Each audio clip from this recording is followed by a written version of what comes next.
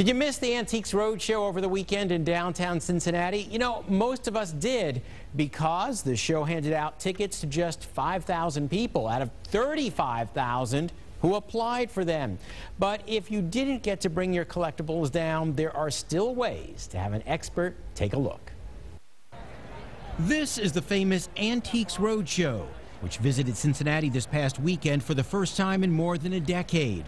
For thousands of people, it's a rare chance to have a PBS expert look over their old collectibles. Todd Darling had his fingers crossed. Yeah, I just really want to find out about my painting and how much it's worth.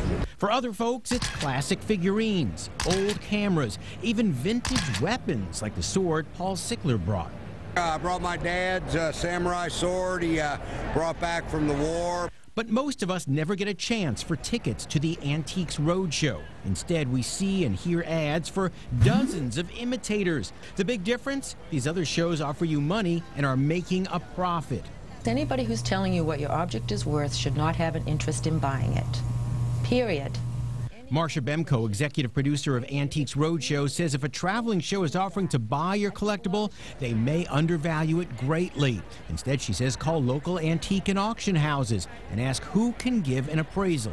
Historical societies, auction houses, museums and all are doing appraisal fairs and gets a sense of value. Marcia says if the buyer is also the appraiser, you may end up giving away your valuables for pennies on the dollar. Bottom line, most of us will never get into the Antiques Roadshow for an appraisal, but many communities throughout the tri-state have an antique shop or an expert where someone will be happy to look at what you have and give you an honest opinion.